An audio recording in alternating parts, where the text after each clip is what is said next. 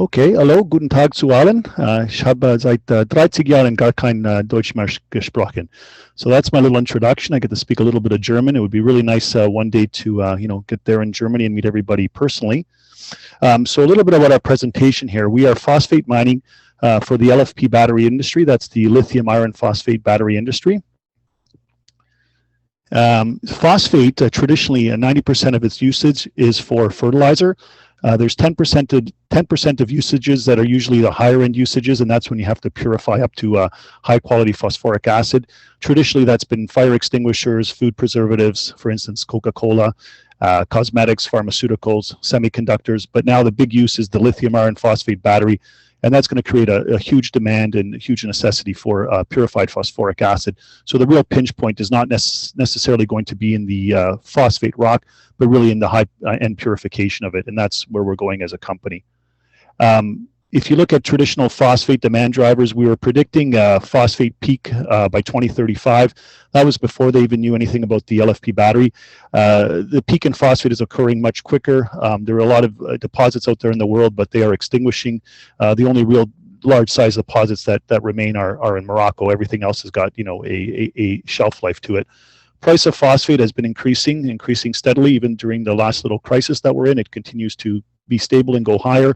That's obviously due to problems around fertilizer, agriculture, trade wars, conflicts, barriers to entry in the industry, and also the ability to supply a pure and clean phosphate from igneous rock is going to be another big one with the ESG challenges coming up.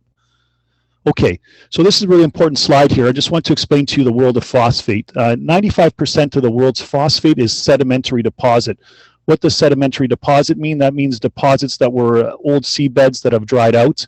The other 5% of the world's phosphate is igneous, meaning it was sort of a lava type rock. So most of the sedimentary deposit, 90% of the world's, is found in here, Northern Africa, most of which is in Morocco and Western Sahara. The igneous rock is found a little bit here in the Kola Peninsula. That's the ex-Finland before the Second World War. We have some down here in Brazil as well. It's sporadic in other parts of the world, but we also have a wonderful deposit right here in Quebec, Canada. What's very different about the Quebec, Canada is that it's an orthosite. An is even different than the other igneous types that you have in Russia and in Brazil, which are carbonatites. So an orthosite is by far the purest phosphate that you'll find anywhere in the world. And that's very important here as we start to have our discussion around the lithium iron phosphate battery. Now, how does phosphate work around the world? Well, the main producer and exporter is Morocco. They export to everybody there in Europe. Unfortunately, Europe does not have a stock of phosphate. It is a critical mineral on the European critical minerals list. There is some production in North America, but we are still net importers as well. Even though Brazil has their production, they're importers as well. India is a big importer, and also China is an importer, starting to import as well now. There are now export restrictions in China because of fertilizer use and because of the lithium iron phosphate battery. Their phosphate is extinguishing, as well as the phosphate in North America is extinguishing. Okay, the lithium iron phosphate battery, I think everybody knows, is going to grow at a very strong rate between now and the year 2040. Why is this? All the major car manufacturers in North America, Europe, and Asia are now switching major portions of their production of batteries to the lithium iron phosphate battery. And that's new as of, just basically 2021, 2022. And it's not only the small car space, it's also going to be commercial transportation and large-scale energy storage. That's a very, very big market, and that's going to be completely the LFP battery. Now, why is this happening? Well, the LFP battery is being chosen as the battery for mass adoption, and reliability really wins out. These batteries are non-toxic. They don't have cobalt, manganese, and nickel in them. As you know, those are also minerals that are under contention for ethical sourcing and also for supply constraints. There's superior fire safety. That's very important. Nobody wants a headline about a car blowing up. They have well-defined performance. They're environmentally friendly. They're recyclable. And they're also the lowest cost batteries on the market. So this is Benchmark Minerals, which is the leading research organization in the world, on battery market forecasts. We can see here that by the year 2030, The lithium iron phosphate battery is going to occupy 50% of the market. And that makes sense, because if the battery is there for mass adoption and it's there kind of, the middle class battery, what used to be the family sedan of the 1950s in America, and what really got, industrial mass production going back after the Second World War, then basically what would happen here is that, this would become the battery of sort of, mass production of electric cars in Europe and in North America and in China as well. So you can see here that all the other chemistries will remain, which is different percentages of nickel, manganese, and cobalt, but the lithium iron phosphate battery will really occupy that sort of really, standard range, kind of take the kids to school, do some shopping, get to work, everything that's, kind of city use. But it's also true that the lithium iron phosphate battery, they're now working on new technologies, mostly in China, where they combine manganese as well. So it's called a lithium iron manganese phosphate battery, and that will start to chew into some of these other uses. So we could see really the lithium iron phosphate battery perhaps taking over the chemistries by 2030.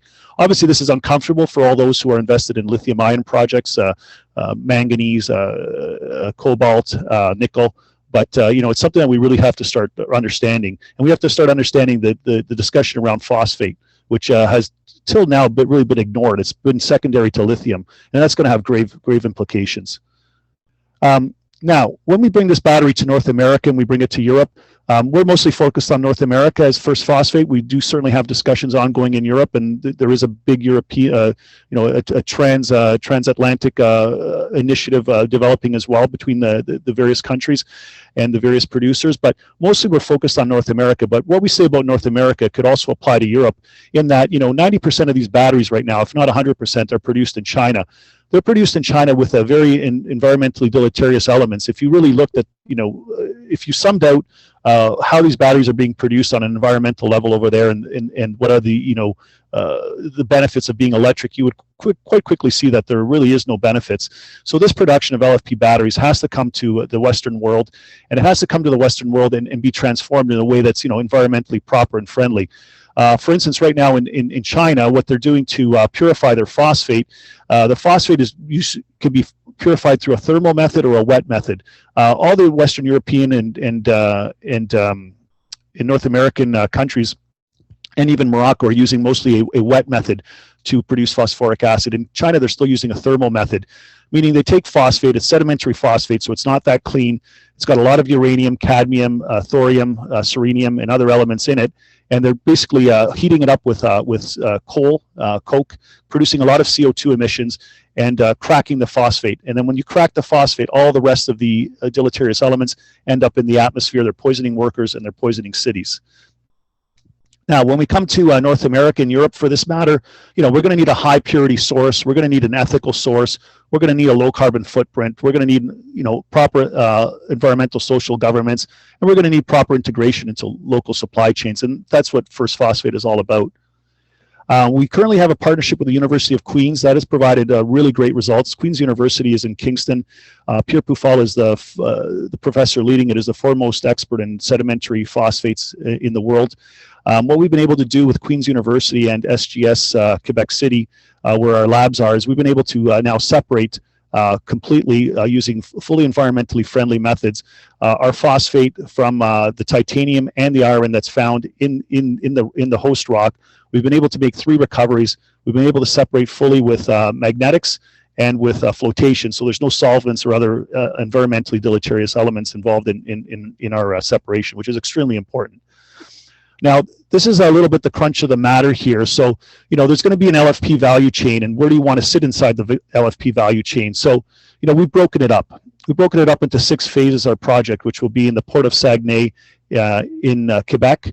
I bet you everybody probably knows where Montreal is. A little bit further up, you got Quebec City. Then about, a couple hours driving north of there, you've got the fjord, sort of like the fjords like you have up in Norway. We have our own fjord here in Quebec with, a very special type of host rock. And then you get up to the city of Saguenay, and that's where our deposit is found. And so basically, we would want to go through these full 6 phases.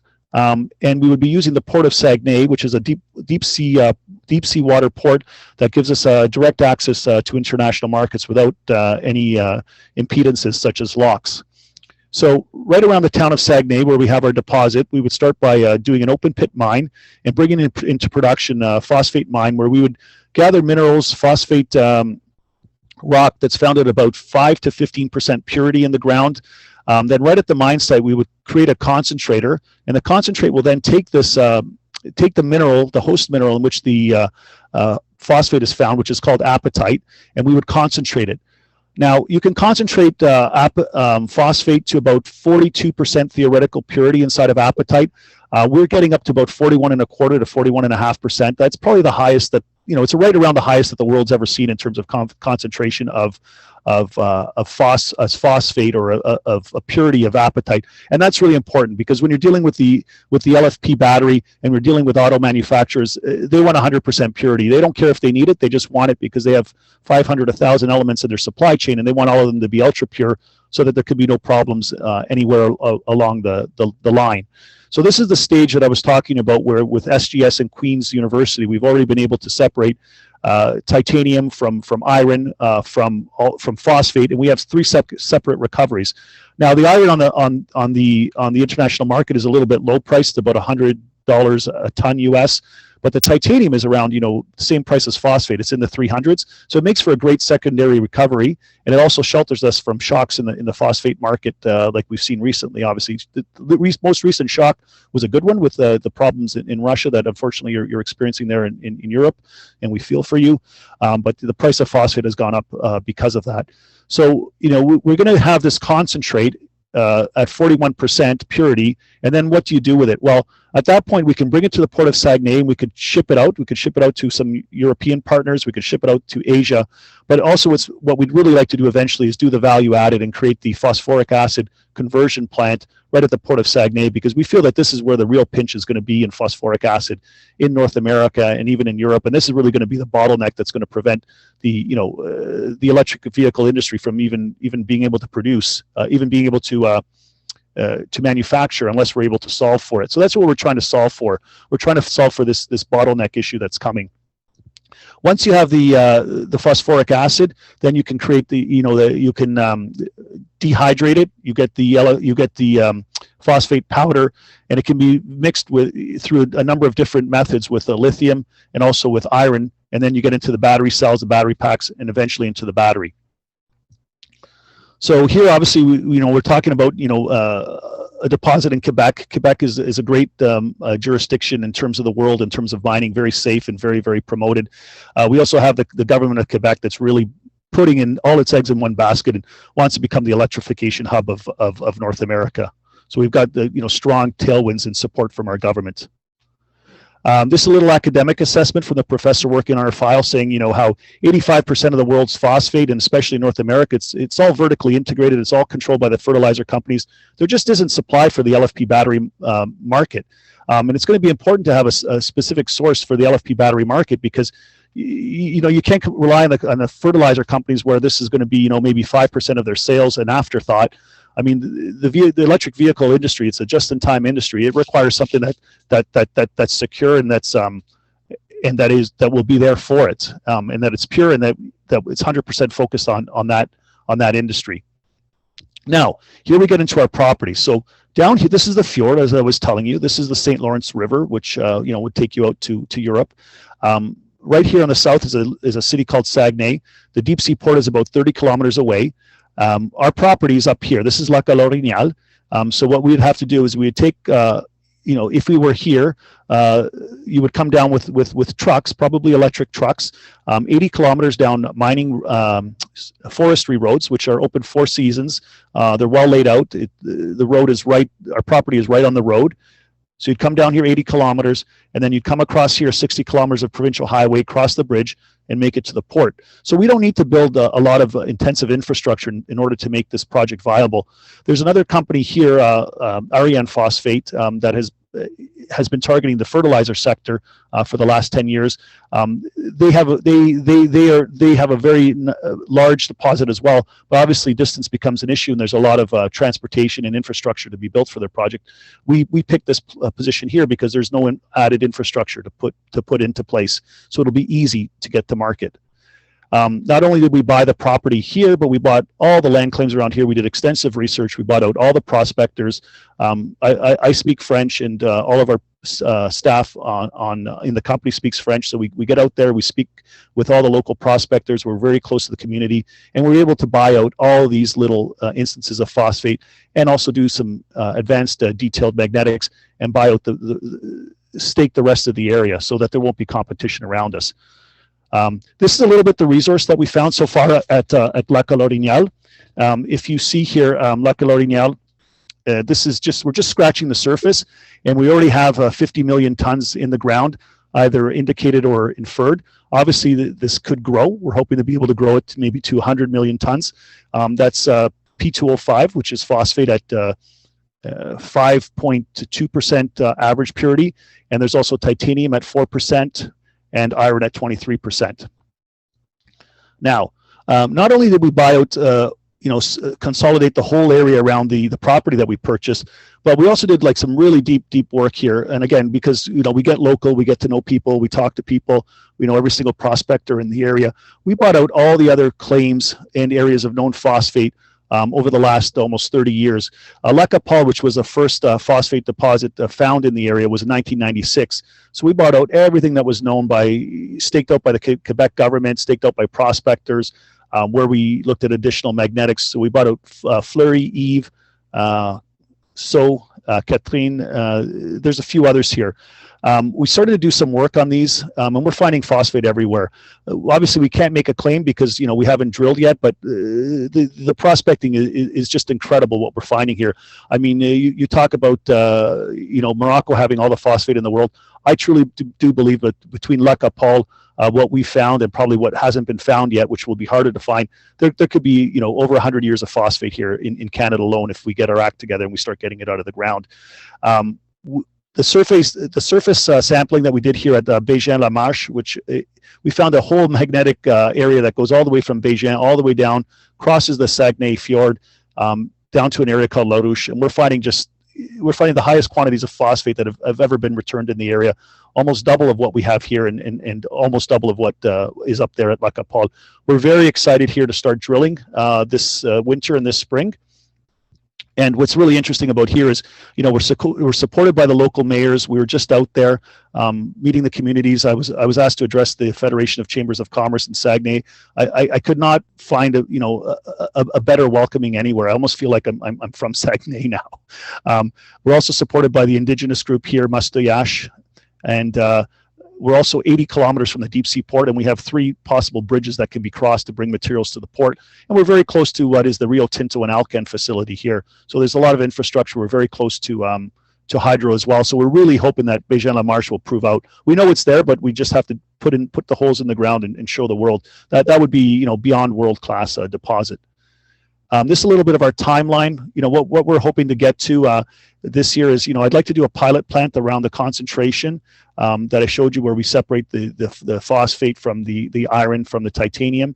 And also we'd like to, get deeper into our drilling program, continue our technical reports, environmental reports, and try to get into production obviously as soon as possible. But that's all a long timeline, and we're just trying to accelerate it as much as we can. We're having deep discussions obviously with ministries in Quebec and Canada on how we can fast track as much as possible. This is our board and our management. This is me. I'm mostly a technology guy. When I look at this, I see a battery. I look down chain. I don't have my head in the mine. I've got tons of really great mining talent around me, and we all work together in a team. But I'm coordinating this from a technology standpoint because I've been around high technology for 30 years now. I was one of the pioneers on the early internet, and I know what technology needs. It's a different language. You got to speak it. You got to know what your customer needs. And I don't think the fertilizer guys necessarily will know what the technology guys want, but I could be wrong.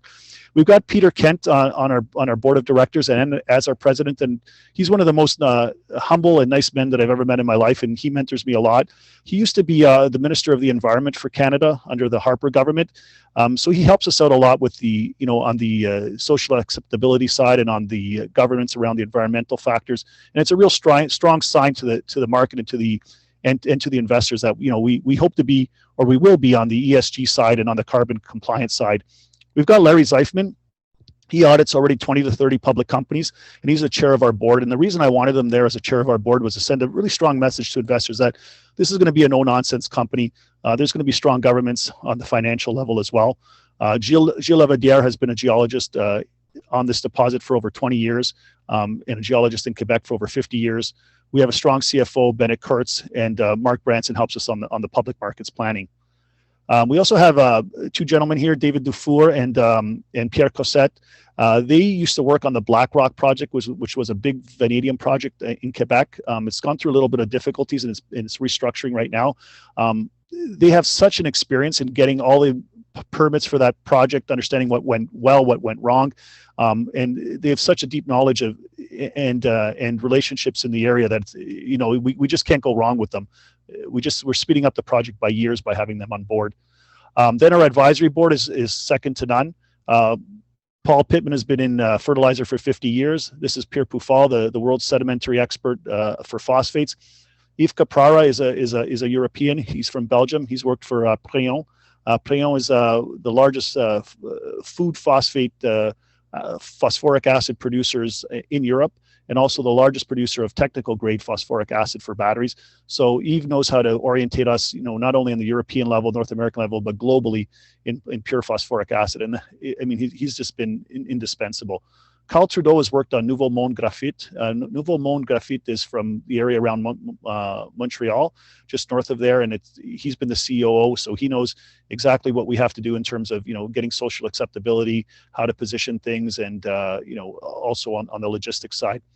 Bernard Lapointe, believe it or not, he was a founder and the CEO of Darian Phosphate, which is the company just to the north of us that I've spoken about before. He's now on our team, and again, that's another person that kind of helps us to understand what to do right, what not to do wrong, and helps to really guide us. Ford Nicholson has got a very long experience in major infrastructure projects, so he'll be there for the later stages when we have to build a phosphoric acid plant, which is obviously capital intensive. Now, also we've got number of industry partners. The Port of Saguenay is a partner. We've got leading people on the technical side. Also from the university that are helping us in various aspects of developing the project. Okay, this is our share structure. So the share structure is still very tight. It's owned almost entirely by the board, the management, our friends and family, and basically also our co-workers, people that own the company, that work for the company. I try to encourage teamwork. I try to encourage family within the company. Anybody who's too arrogant, I don't care how smart they are, they don't last long, because it's all teamwork, and I want everybody to feel comfortable in the company. And we have just such a fantastic team and an energy around the project. I've got a couple of minutes here, so I'll just point out some of the public market comparables for phosphate companies. These are all the companies that are pretty much into phosphate and listed anywhere in the world. You can see us, that's PHOS. We're not listed yet. We'll be listed in January. We're about a month away from being listed. We're the only company that's going to be in high purity igneous rock. The only company that's going to be focused on the LFP battery, and the only company that has a North American secure source of phosphate. We hit all those three check boxes. Everybody else is mostly into fertilizer. They're mostly into sedimentary deposits, which are hard to process, and they're not always all inside of North America. So the last thing I'll just finish up on, we're currently finalizing our listing round of raise. We're raising $2 million Canadian at a price of 35 cents. That's a pre-money valuation of about $12 million. That comes with a half warrant at 50 cents. We're closing that raise here just before Christmas. We're pretty much complete on the raise, but I'm definitely going to be oversizing because I've got a lot of interest. I know it's hard. It's very rare to hear oversizing in this kind of market, but we really do have good demand for it. And I'd really like to be able to make some room for some European clients. I've always, I'm a European myself. I'm a European passport holder, and I would really like to have, European ownership in here. So, as small as it could be, we'd just like to welcome everybody in. And, please reach out to me. You've got my email. My email is on this slide right here. Reach out to me directly. And we've got a few weeks here, but we'd love to have as many Europeans as we can, even in our shareholder base, even if it's just for $1. Okay, great. So that's it for me. Vielen Dank, and I'll take any questions. Well, John, thank you very much for this great presentation. I think you have just opened eyes of many potential investors into phosphate. And I want to bring you back exactly on that, on why it's a little less known or why it's a commodity that, for example, in AU, it's on a critical raw material with a high supply risk list. So basically, everyone needs a lot more of it. But there's been press release from Ford, from Tesla, Rivian, Mercedes, Hyundai, Volkswagen. Everyone is switching to these batteries. Maybe if you can tell us and explain us a little more, why are they switching from batteries that used to have cobalt, that could have nickel and so on, to the LFP batteries? Yeah, so I mean, one of the big reasons is obviously availability of supply and local supply chains, right? It's become very difficult to source the cobalt and the manganese and the nickel. There's been supply disruptions in Russia, and the other thing that's really important to note is when you start bringing these batteries away from China and you bring them into North America, there's a whole discussion of ESG, environmental, social governance, and people are looking at the supply chain and they're looking at how these batteries are created. And cobalt obviously has got ethical issues inside of Africa. Manganese is in short supply. Nickel, they don't know if they can get enough purified nickel. So the battery manufacturers are looking for something that's easier to source. So you're just dealing with lithium, iron, and phosphate. I think they've made a mistake on the phosphate side because I think phosphate is going to be the tougher one. But also, I think it's really important for the manufacturers is on fire safety, right? Like one bad headline in the press, and it kills an industry. So the fire safety is a big one. The well-defined performance, environmentally friendly, and easy to recycle again on the ESG side. The lowest cost, I think, is important to them in the background. But I think it's also that it's the most reliable, and they won't get lawsuits. They'll be able to put a good warranty on it, and they'll actually be able to produce it. And it's just an easier supply chain. So all in all together, we're talking about less issues in the input, less issues in the output, recycling possibilities, less maybe fire hazards, more longer shelf life. Basically, this is why everyone is adopting it, and this is why there's going to be a huge demand in for your resources. Online, we have Michael, which has two questions. First one is, do you have a specific mining permit from the government, from the Quebec government yet? Yeah, so we have a drilling permit. So we've gone out and we secured the drilling permits for our next season of drilling, which is really important. Sometimes that's can be challenging. Now, in terms of mining, we have to go through the mining process. At La Colonial, we have our 43101 technical report. The next stage of that would be a preliminary economic assessment, and then you move into feasibility studies. Perfect. And then he also asked, at this moment, are you listed, or are you still not listed, both in Canada and both in Europe? Yeah, so we are in the final stages of listing with the Canadian Securities Exchange in Canada. I've been through my second round of comments, actually just yesterday. I think it's just days or no more than weeks before we get our final approval. I'd like to start trading in January of this year on the Canadian Securities Exchange. It's sure that right after that we can get a Frankfurt symbol. And then as well, we could also get an over-the-counter symbol for the U.S. I really want to be traded really well in Germany, and I want it to be all organic traffic. And I really want to have a really good, strong European ownership base. Well, that's really great to hear. So again, if anyone wants to take get in contact with you, they can write at one-on-one at iif-forum.com. We had the address in the chat earlier. Also, one little closing maybe remarks. You talked about that already. Like we had a few presentations today, a lot of people coming to talk to us about Quebec electrification being a great place for resources and the kind of the battery hub. Where do you fit in the timeline of that? So when could we be expecting PFS maybe, and even maybe like a feasibility study and towards production in 10 years, 8 years? What do you see? Oh gosh, we're aiming for 3 to 5 years, and I know that's ambitious, but we are going after a very small, a much smaller mine so that we can get into production quicker. I can't disclose all of our discussions, but I can tell you that we're discussing at the top levels of Quebec government, and I can tell you the presentation I've given today has been given to top levels of Quebec and Canadian government. Politicians, are saying things, but now they're realizing that there's got to be a set of entrepreneurs that can pragmatically put this stuff into place. So they're very interested in people who can actually execute on a vision. Perfect, John. Well, lastly, you discussed about Nouveau-Mont Graphite. They did that. They put a mine in production in Quebec very, very fast, within 6 years. So I hope all the best for you guys and that you can follow this timeline. Thank you very much for the presentation. Okay, merci bien. See everybody later. Vielen Dank. Okay, bye-bye.